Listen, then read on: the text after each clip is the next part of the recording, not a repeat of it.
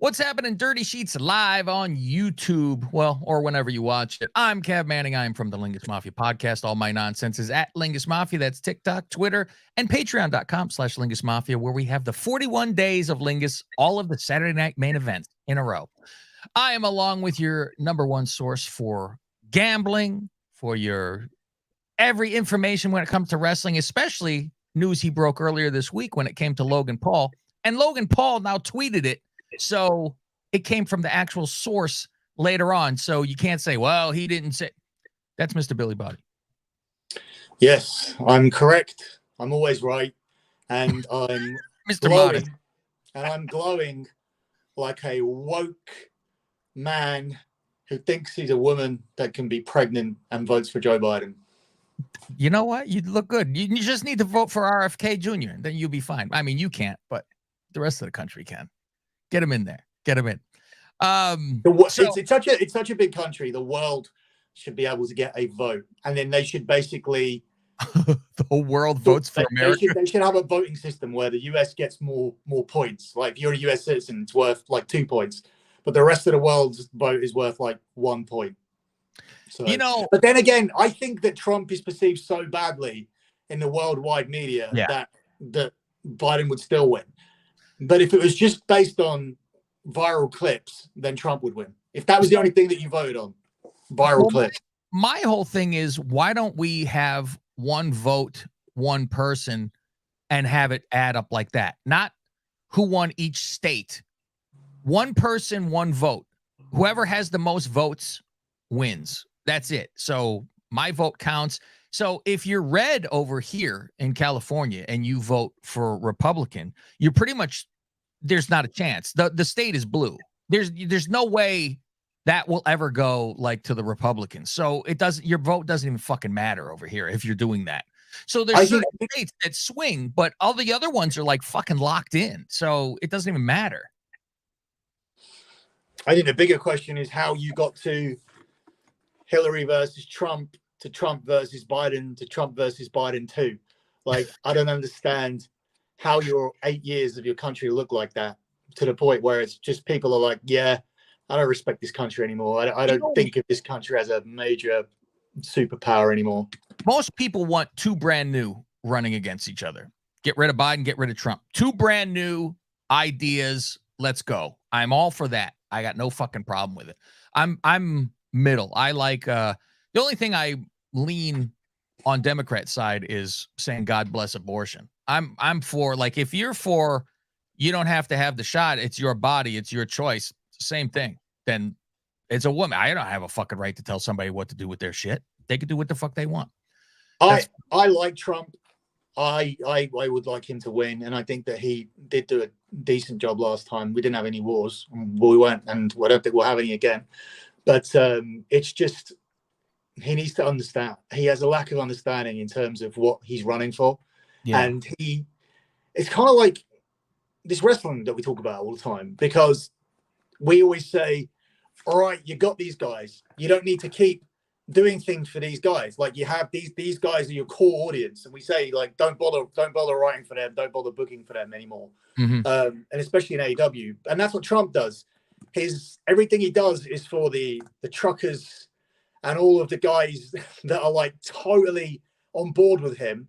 Yeah. And he makes no effort to swing people who may be thinking, I don't want to vote for a man who's incoherent and clearly has cognitive issues, and I really do want a reason not to vote for Joe Biden. But he just makes it a case of, I just can't vote for Trump. If he could do something to swing those people and not concentrate so more on the guaranteed votes that he already has, we know he has those votes. Yeah. Don't worry about those votes. Like, you got them. Go and get the other votes. Like I always say in wrestling, go and get the other fans who are in and out. He just goes to all the Japanese fans. He doesn't try to get anybody else. So that's what we're here to actually talk about, is some wrestling.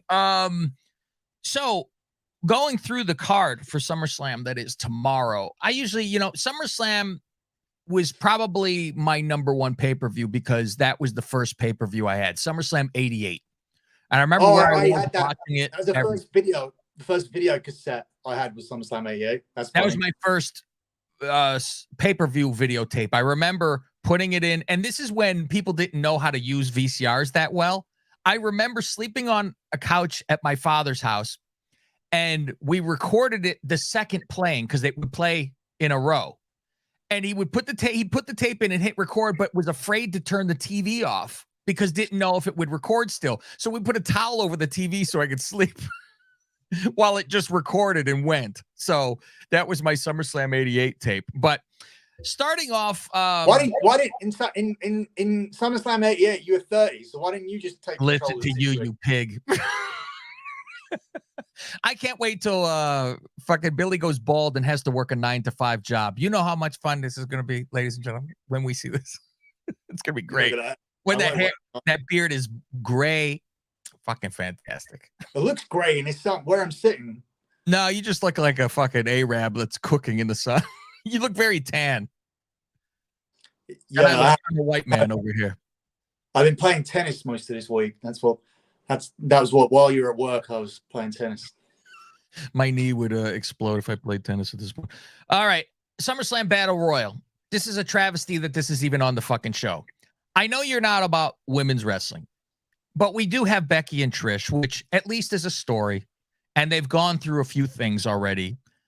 And it's getting pushed off because they say time constraints, which God bless them. Overall, God bless them for getting the time down. I'm all for get this down. 3 hours is more than fucking enough. I remember 3-hour Raw. Remember when they said special Raw this week? It's 3 hours. You used to get excited. Ooh, fucking an extra Raw. You want to kill yourself now. So now we're having a Battle Royal, which is basically, hey, we need a match for LA Knight to be in. That's what this is. It's 100% what this is. Even if he lost, it was, we need LA Knight to be out there. So I would assume we don't even know, other than Sheamus, we don't even know who the hell else is in this thing. It's everybody in the company that's not having a match who's in this thing. Yeah, they've made an effort to get every man in the company on the mat in the match, but you know, on the women's side of things, you actually had real storylines that were built. There's only one story out about this, and it's Sean Ross Sapp, and he's not credible, in my opinion. Like, we read the trash. I'm sure he has stuff right. I mean, if he has people in there, you can't say he doesn't have anything right all the time or something like that. I mean, you have a source. I mean, listen, you got to get things right. Do you think he's like always wrong, or no? He doesn't do any stories. It's all, every single thing he does is either garbage. It's more about TNA or this or some indie wrestler that like got injured or signed a renewed a deal or whatever. So that's garbage. Let's throw all that out. It's all padding. Then he has all of this retrospective news. Something happens. It's the same as Dave, and it's like, oh, this happened because of this, or this is why they did this. It's like, well, why the fuck didn't you tell us before? You're supposed to be a news person who gets spoilers and information, right? Mm-hmm. And then he does the other thing of he puts out a story where nobody is ever going to tell you if he was right or wrong. So he can keep a high rate of percentage because he can lay claim to being correct about the reason that Becky and Trish is off the show. I mean, his reason was this was taken off the show because they want to keep the name down, and they didn't see it. And if they were, and they didn't see it as important enough to put on the show, because it would have been one of the matches where it was so low on the totem pole that it would have been one where its time would have been cut. I don't think that's true. So that, and we'll never find out if it's true or not. But I genuinely believe the reason is because you have pay-per-views coming up where Logan Paul is going to go away for a bit now because he's going to prepare for his boxing match in October. So he's going to be off. You have Brock Lesnar taking his usual time off TV. He doesn't work during the NFL. He watches the NFL to see. Yeah, he watches NFL to see how he can improve when he wants to try out for it again. And and then you have Roman out as well because until he maybe comes back and does a couple of weeks again for the Saudi show. So ultimately, your pay-per-view coming up after SummerSlam is going to be your weakest one of the year. Mm. Now, I don't think Triple H has done a very good job with most of these characters that he brought back, most of these people that he brought back. If you look at Gargano, he's Triple H is getting screwed though by Vince, because isn't that the reports that Vince constantly changes shit when it's time? Like Nash kind of alluded to, like he can't say, well, Triple H told me so. He goes, well, what I think, like he writes all this stuff and then Vince changes it and he's kind of like, well, fuck this. Why do I even fucking bother? Who told you that? Sean Ross Sapp? No, that's what Nash has said. Nash has said that, but also like that's the kind of narrative that's out there in the dirt sheets. And I, as good as friends as they are, I don't think Triple H calls him up and says, "Oh, fuck this," or I don't know if your buddies, wouldn't you call? Like I would call you and go, "This is some fucking bullshit over here." You'd vent to your buddy, right? If you're buddies, then why has Kevin Nash not got a job? And why did Scott Hall not have a job? And why did Scott Hall's son not have it? Why did Scott Hall's son didn't have a job? Well, I mean, doesn't mean they're talented to do stuff. I mean, they gave Ric Flair's son a job and was a little rough too, but until he overdone. Well, ultimately, as I was getting to my point, that I don't think he's done a particularly good job with booking, Gargano, his wife, Karrion Kross, Hit Row, all these people are brought back. It's been garbage. So he gets a pass for that. But one of the things he's been strongest at has been his pay-per-views. Pay-per-views have seemed more important. Mm-hmm. Everything so far this year has been good, from Rumble to the Saudi show they did, to Chamber, to Mania, to I thought like Money in the Bank was great. I thought Backlash was great. So after SummerSlam, we are going to have a very difficult pay-per-view where to uphold the standards. I just simply believe that these matches can be on that show. Becky Lynch is a full-timer. Trish is still going to be there, or she's set to be there. Rhea's going to be there. Raquel Rodriguez is going to be there. And all these other matches you can't take off. You can't take off any of the title matches off the show. We know Logan Paul's not going to be there. We know Brock's not going to be there. We know Roman's not going to be there. That's 3 matches. We know Rollins has to defend the title in the show. You cannot take Rollins and Finn Balor off and have Rollins not on the pay-per-view. So where does that really leave you? I mean, the Battle Royal didn't need to be here, but we know why it's here. So you had to save relatively important matches. There wasn't a on Raw the next night. What? They're having that match on Raw the following night. It's not not the following night, but on Monday. And so it's like, well, fuck, is that going to be another schmoz? And they go to the pay-per-view?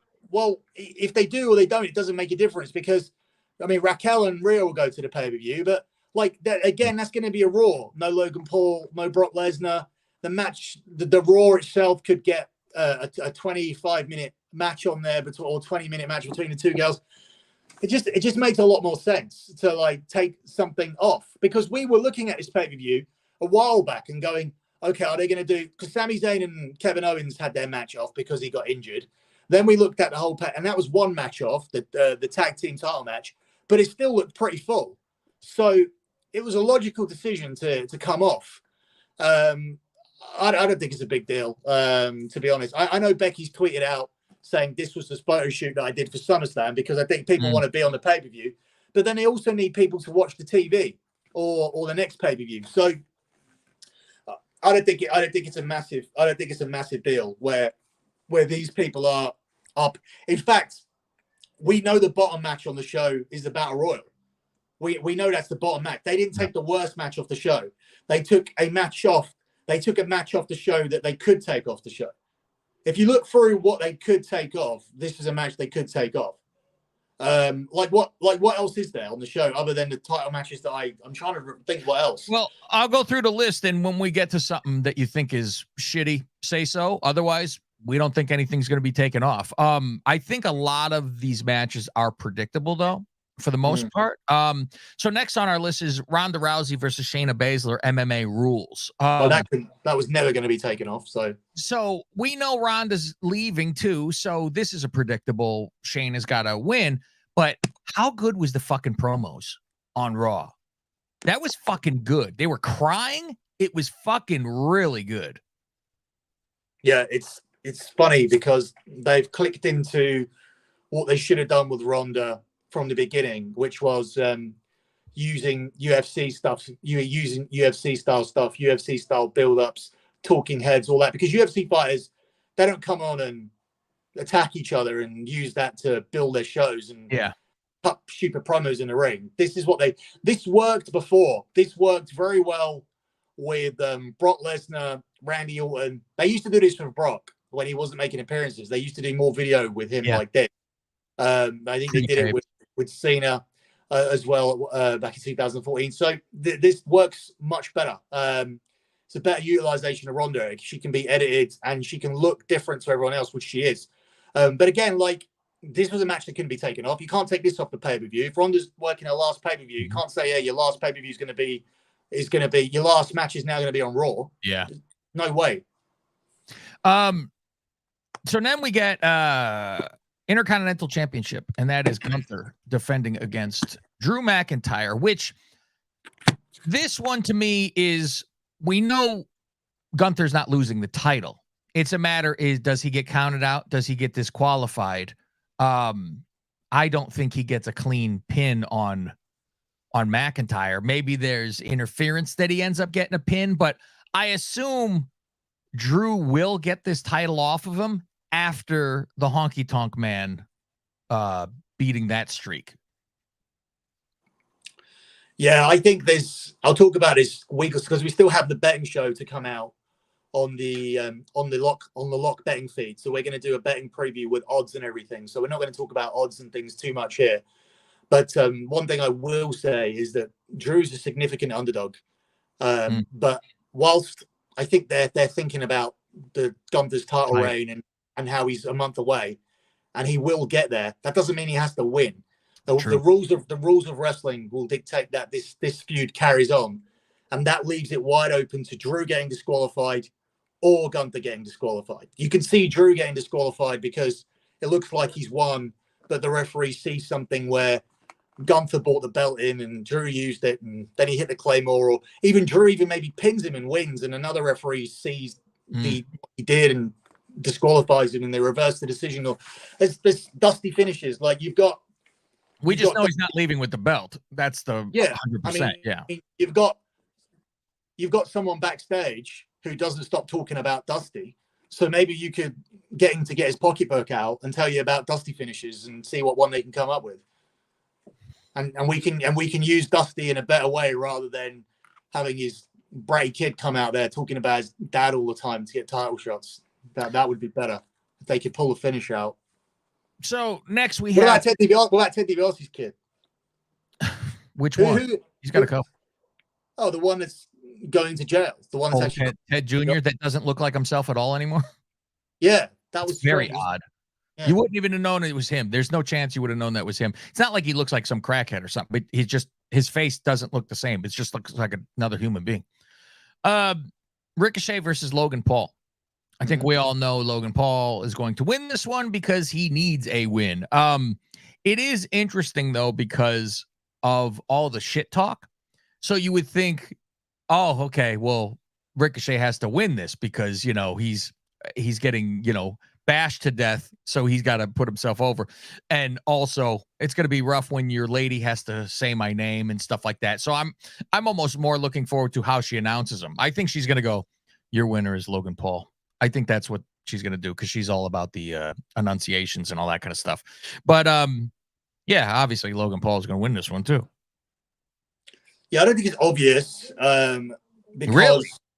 It's not obvious just simply because there's a lot going on with Logan Paul at the moment. I put an audio story out for Dirty Sheets guys. The gist of it is that Logan Paul asked to be the first match so he could leave straight away to go and see his brother box, which is a miracle to get from Detroit to Dallas in 3 hours. Like he's got a private plane, but I don't know how he's going to do it. Second of all, walk right outside, walk right on, boom, boom. Yeah, we'll see. So he requested that they let him do that. Second of all, he's going to have a break now. So he's going to get this win, and he won't be able to do too much with it because he's going to be off preparing for a boxing match in Manchester, sorry. And third of all, there's been a little bit of a dispute with C4 Energy asking the WWE to not allow Logan Paul to advertise Prime because they're paying them a lot of money to be an energy drink advertised on their show, and then one of their wrestlers is allowed to advertise their energy drink for free. Well, if he advertises just Prime, the hydration drink, and that's a good mix. I was just about to say that was the compromise. So they had to make a compromise a few weeks back where the can would not appear on television, which is why you've seen him go back to the hydration drink. That was part of the story. So there's a few like little complications with Logan Paul. So it would not, and they've had to make concessions for him. So if he's asked to lose again, then you would understand he would have to comply with it. But you would understand why they want to do it, because they've got a current character on TV. But I think you're getting to the point where Logan Paul would lose value if he loses 3 matches in a row and has lost he's lost every match this year. Then I think that he would lose value. So yeah, I think Logan Paul wins, but I don't think it's like 100% like you said. Okay. Women's title. That is Asuka champion versus Charlotte versus Bianca. As they say, a 3-way. Thank you. Asuka's not losing this title. I think she actually then even wins the match because of Charlotte and Bianca getting into shit, of course. And somebody's getting pushed into the other person. They're going to fall out of the ring while the other one gets just rolled up from behind with a quick bullshit. Yeah, the EO thing's interesting just because you have Priest very much teasing his, because you have a guy from Priest's stable like in Balor literally challenging for the belt. So Priest is very much involved in that title match, and you have EO teasing it as well. The big swerve would be that Priest doesn't win and EO does, but then you're going from Japanese wrestler to Japanese wrestler. You're in the same kind of situation. It's very weird for me. I expected that they would have EO win this, but at the same time, it is odd because you have EO and Oscar, and I understand like the marks are fantasizing about this and what it'll look like in ring. But Japanese. Yeah, exactly. But the promos are gonna suck, especially and if it does come to fruition. Why can't Oscar get somber, quiet, and do a promo? I can't take the it's maddening after a while. It's the same thing. It's like a crazy person, and I guess that's supposed to be the character. But I mean, if they get down to a talking thing, then you could sink your teeth into it a little bit more. Because Vince McMahon lives in a wrestling bubble, and the only thing he watched was Godzilla, and he thinks that this is what Japanese people are like. And that's how we've got to this kind of perception for everyone from Kai and Tai to. Do you remember their manager, Kai and Tai? Choppy Pee. What was his name? I don't know his name. Oh shit, that's gonna bother me because I should know. Yeah, you would know. I would ask you if anything. I remember the guys like Funaki, Dick Togo, Taka Michinoku, Dick to go. I can't remember the guy. I know his wife cheated on him, but that's it. Yogiyashi son, something son, yeah. Something son. So do you think there's a good chance that, because I know they love doing this is the first person who ever cashed in on Money in the Bank when they won the title, first to do it at Mania. They like that. Do you think they'd say this is the first both have cashed in on the same show? Because that's never happened. No, it's because then it's OTT, because then you take something away from the NFL season where you're expecting to be needing things. I think you need as much as possible, and this show doesn't need anything. Like the matches that you have on there, the physicality that's going to come from Cody and Brock, and then the Samoan, what's it called? Oh, the rules of engagement match, that whole thing. What the hell would they actually call that? Let me see if it says. Samoan street fight, Samoan dance. It doesn't even say what it is. Yeah, it's just Samoa. I think rules, I guess. it's a Samoan barbecue street fight. All right. So know. that next match is one that could possibly have a cash in, and that would be Seth Rollins versus Finn Balor. Google what Roman Reigns' match is called, Austin. At SummerSlam. And who is the manager of Kai and Tai? Tribal Combat. He said it's called Tribal Combat. There you go, Tribal Combat. Google Kai and Tai WWE. Kai and Tai. Yeah, I see who the manager was. I'm gonna do that. Kai and Tai. No, we got staff now. Don't worry. Who is the manager? Yamaguchi-san. Oh, that was it. Yamaguchi. That was pretty good. I said Yamamoto or some shit. What the hell ever I said. So you said Miyagi. As you said, Miyagi-san, definitely. Miyagi. Seth Rollins versus Finn Balor. My heart wants to say Finn wins this and Priest cashes in. That's what I've been yelling about for how long. They look at each other sideways. I like this. I like that even if he didn't cash in, just looking at each other a little bit. It could cause a lot of stuff. Even, you know what? What's best to do is that he doesn't cash in. And then for weeks on Raw, anytime there's any kind of something that happens, we're gonna see Priest thinking about it. And it's gonna eat away at them for a while. That's the way to do it. So, but I would assume Rollins wins this. This is the only one I think that I've even thought twice about because of the whole cash-in deal. Yeah, and I think the odds as well are reflective of that. The odds of the odds in the betting. This is the closest match, but I still feel that Rollins will win. I don't know if Rollins comes out with the belt at the end of the night. But I think he gets past Finn Balor. I don't think Finn Balor will be champion, not even for a short 30, 40 second period.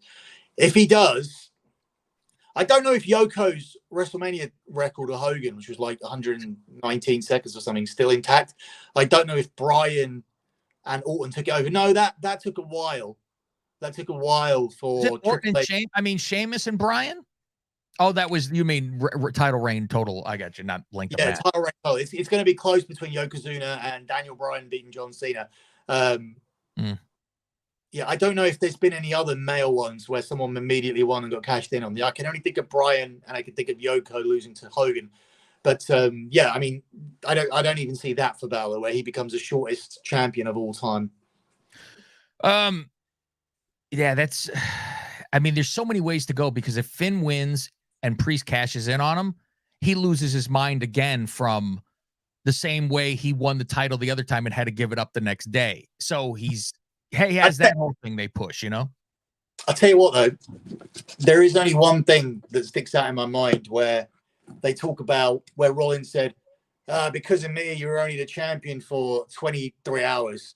What if he's only the champion for 23 seconds? You're going to get that timing down pretty good. And it could also be a jealousy thing. Finn loses, and then Priest cashes in on Rollins and gets the win. So he didn't fuck his buddy over, but Finn loses his mind because he still doesn't have it, and Priest does. And he's like, I didn't do it to you. So there could be something that goes on there. Cody versus Brock. We all know Cody's going to win this one.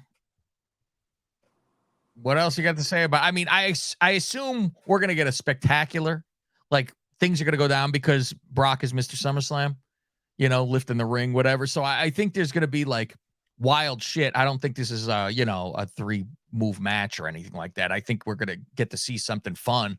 But I think Cody's gonna have to like practically kill him to do it, and he says he wants to embarrass him to win. So take that into account. Yeah, it's very odd that they have tribal combat, and that's the only match where it's going to have no rules.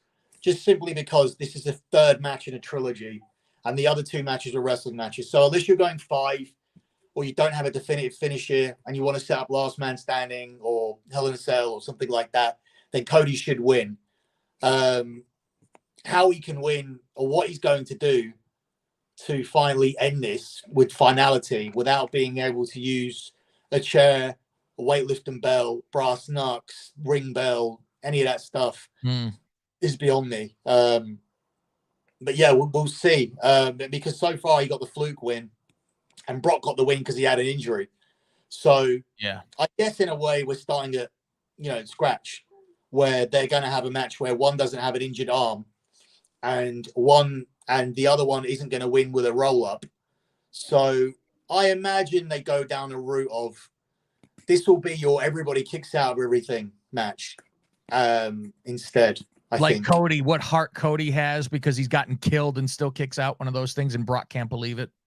Yeah, I think this match will kill the credibility of the F5 and the Kimura, because Cody won't quit in it, and he won't get pinned by the F5, and therefore that will mean that Brock needs to go away for quite a long time before you think of him as being a killer again, because once you kill everyone's moves, it's hard to come back. I mean, they could bleed within the rules, which could I'm just trying to see how they differentiate this from Tribal Combat, other than it being the negative aspect of them being able to do less.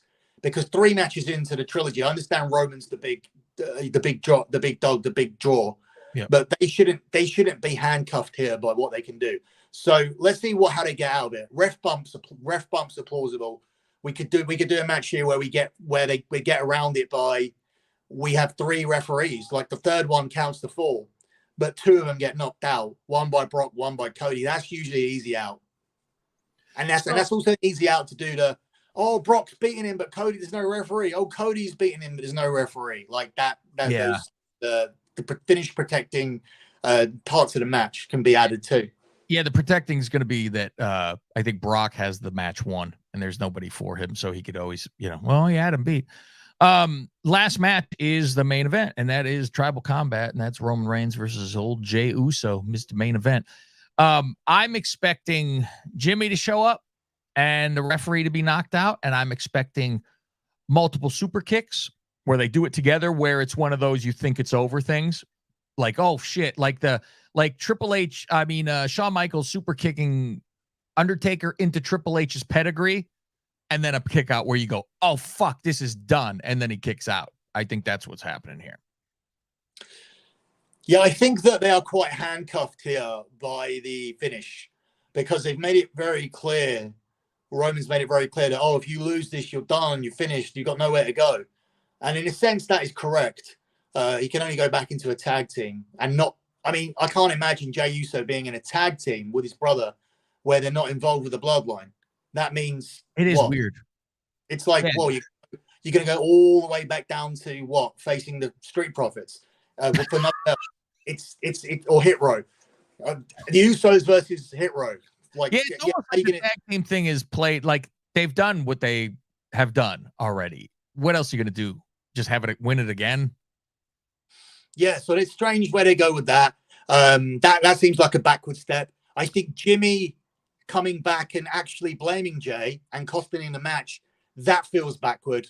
By the bloodline going from 2 to 3 again, and the guy coming back is just the guy that was there anyway, and you go into an Uso feud, that feels a bit cheap, and it feels like very easy to do. It doesn't feel in line with how good the storyline's been. The whole, like, you lose a guy, you lose another guy, and then one of the guys you lost for some reason comes back. Solo interfering just seems very easy, very... I'm sure he will. He will interfere, but for that to be the finish seems quite subpar. So you need something here. And I haven't really got any ideas. Maybe Rikishi is there, and he interferes on Roman's behalf and tells him, man, he goes, he's our tribal chief. I have to. I did it because you need to get everybody in his family needs to get in line. He's the tribal chief. I did it for Roman. I did it for Roman. There you go. I thought that's where you were going with. Or he tells Jay, I did it for you. I did it for you. I didn't want you to have the pressure of being a tribal chief. I did it for, You know what? you. I did it for you. I did it for yourself. I did it for you. I didn't want to put that. I didn't want you to deal with the pressure, like, or something. And then, yeah, I mean, that's about it. That's the most creative finish I can think of. So how about here for afterwards? Which way would you rather go with this? So we think them as a tag team is kind of, we've been there, done that. It's time to move on. Jay has potential, right? He has potential to be singles. Does he take the fucking belt from Gunther? Talk about a rocket up his fucking ass. He's the one who ends the fucking streak of Gunther. That puts him pretty fucking high. And if you want to boost somebody, does McIntyre really fucking need that? Guy was world champion. He goes to fucking wins an Intercontinental title. Or do you go one step below and he takes it from Austin Theory? That seems more realistic to me. I'm really interested to see if Austin Theory gets past Escobar, because the dirt sheet. Oh, yeah, we didn't even mention that one. Fuck. Okay. That's not on SummerSlam. That's not on SummerSlam. Oh, no wonder, because I'm like, I didn't see it on my list. And that's the thing. Like, you can complain about Becky being off and Becky and Trish, but there isn't one other match you could take off here. The only one that's even close is the Bianca, Charlotte, and Oscar match. But then SmackDown don't have any women's match. It's very simple. The Raw women's match is Ronda. The SmackDown's women's match is a title match, right? Rhea Ripley's got more reason to be aggrieved than Becky has. So the fact that Becky and Trish were taken off, like, that's, for me, that's fair enough, because SmackDown needed a women's match on it. So everything adds up for me in terms of, like, fairness. So, yeah, in terms of, I mean, Gunther and Drew and Jay winning that belt, I'm not sure. But I think McIntyre wins that later on down the line. Maybe in. It's hard to say as well. For him to have the I haven't had in any conversation with McIntyre, any conversation. I've not had any conversation or any confirmation that he's signed a new deal or got more money or that he's happy with anything. Because for him to come back and challenge for the Intercontinental title isn't in line with where I think he saw himself anyway. I don't know this for a fact because I've not had any conversation, but I also know no conversation about if he's happy, but also no conversation about if there's been a deal or anything like that. I'm sure that either him or people that we know mutually would have turned around and said, this is Drew's deal and this is his extra money and this is the number of years that he got. And I don't know about that. So I don't know whether these lot have agreed on him coming back as planned from a break and just finishing his time. And maybe he leaves in December maybe he leaves in December and just loses this feud before he leaves. We don't know. If he has signed a new deal, he has to win this belt. As simple as that. Unless he's losing this feud to start a heel run. But I mean, we've already got like Matt Riddle, who might be taking these losses to this group to use a heel run. Because if Matt Riddle's not turning heel, then his Instagram behavior this week is enough to get him fired alone. What do you do on Instagram? I don't follow any of that. He said, I used to find it easier to win real fights than WWE, and started putting some videos up from MMA, like he wants to go back there. Wow. I mean, I'm shocked he's still employed. I know he's a major, like, I don't want him gone. He's entertaining and all that kind of stuff, and I think he's talented and everything, but like from all the shit that's always like with his cock out and with the porno broads and all kind of crazy shit, I'm just shocked that they haven't said, oh, we're done with this. Like, we don't need the aggravation. But I don't think it like affects his job. So what the fuck do they care, you know? It's 2023. It's like the wokest time ever. So, yeah. As for the other idea, yeah, I mean, it'd be interesting. The dirt sheets are all talking about how Triple H wants a Mexican babyface champion, and they buried this guy for so long. Yeah, I mean, it's like, give me a break. And poor Ray had his head scrambled from just a basic move. He just banged his head on the floor. It makes a lot more sense that if you get through this match with Escobar and then you start something with LA Knight off the Battle Royal, makes much more sense. If LA Knight wins the Battle Royal and he's the contender for for Austin Theory. But look, Yeah. I'm not being ridiculous here in saying that based on what we heard last time in Saudi Arabia, so LA Knight could win the Battle Royal and he could challenge Roman in Saudi for the belt and nobody would complain. I wouldn't complain. You know, he's not going to win the belt. So it's like, who cares? I would be fine with it. And let's see how he does. You know, I mean, it doesn't mean he has to win the belt. So I don't know why anybody would cry. But but they're always trying to give them the biggest match possible. But if they're absolutely delighted with what they get and they're 100% behind LA Knight, which they were in the press conference, then that's the right match to do in Saudi. True. You know, I was telling Fausti on my show about people crying about the LA Knight stuff, right? Do you remember when Austin was getting hot? They did not make him win every match. He would lose plenty. And they would slowly get him going and build him up. I'm like, this is the same thing. No Twitter, no Facebook, no Instagram, no forums. Look at a year. Yeah. I wasn't on the internet till 1 year after Austin 2 years after Austin won the King of the Ring was the first time I got to use the internet. 98. Okay.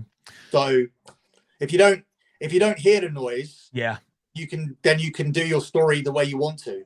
But the same thing, like I'm saying, it doesn't even matter about, I mean, it matters that I'm hearing the noise about the LA Knight thing. It doesn't matter about if I didn't or did about Austin. It's just the fact that they did the same exact thing with Austin. So don't fucking cry and be worried about it. It's organically let it go. If the man is as hot as we think he's going to be and stay, he'll stay. You are responding to the crying because during Austin's time you didn't hear it and now you hear it. So you have to put a response to it and say, oh, look at Austin. Whereas when there was no crying for Austin, you didn't have to turn around. They've been crying about the Knight. No. And that's the thing. Like, I'm trying to think of somebody that was coming up. It was weird because Austin's push from heel to babyface was really one of the first times we saw that. I mean, in the years that, I guess just before Randy Savage turned, people were saying that he gets such a response, and his house shows, because he was on separate house shows to Hulk Hogan. He was on the B show, but the B shows were doing really well. And I guess people were turning around and saying, oh, we got to do more with Savage. We got to make him a babyface. Yeah. And I guess that's the only similar example that I can use pre-Austin of when Randy Savage got hot and his towns were doing well even though he was a heel on top of the smaller towns, because that's how it used to work. Like they used to separate Hulk Hogan and the British Bulldogs or Hulk Hogan and the Hart Foundation, and Hogan would work about third or fourth, and the Hart Foundation versus the Bulldogs would go on last. And then in the 5,000 seater building, Randy Savage would be in the main event against a babyface like George the Animal Steel or Ricky Steamboat or whoever. Like that's kind of what they used to do, just for people that might not know that. So that is the end of our review this week. Make sure you check out wherever you get your podcast, the Dirty Sheets. Just type in Dirty Sheets podcast. I am going to have my own on there today as of Friday, Friday the 4th of August. And I'll be doing a little AEW. I'll be putting SmackDown tomorrow as well. SmackDown show tomorrow. There you go. So there will be audio form over there for everybody. I got a few thoughts on AEW that I want to throw out there that I've been thinking about for the last 2 weeks. So that's where to find us. Where else, Billy, can we find you? Yes. So I'm just going to do lockbetting.com today. The datesheets.com is where wrestling is, but lockbetting.com.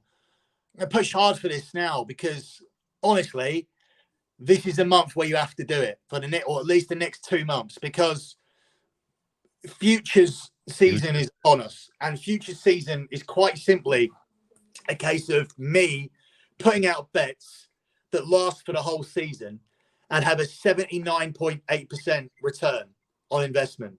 So you may have to sit around and wait for it. People always say to me, I get from family members, friends always telling me, oh, can you give me a bet that's definitely going to win? Well, it's stupid because I can't give you a bet that's definitely going to win. But if I could, these would be the closest thing. You have to wait for them, but there's a 79.8% chance historically that they win. So there's going to be Premier League futures, La Liga futures, Serie A, Bundesliga. That's like for the soccer stuff. Then we hit into NFL futures as well. We have SummerSlam betting picks at the weekend. Obviously, UFC cards, boxing cards. We have Jake Paul going into the ring with Nate Diaz this weekend. So there's so much coming up to accompany the futures as well, along with the end of the Women's World Cup. Honestly, there has been no better time to sign up. This is the time you have to sign up just to get the futures for NFL, soccer, and the Tennis US Open as well, where I've won for 16 of the last 17 Grand Slams. And the last slam was the loser. So I was on a 16 slam win streak, lost my first slam in 16 at Wimbledon. So for 4.5 years, I was undefeated in Grand Slams. And now I'm looking for a bounce back.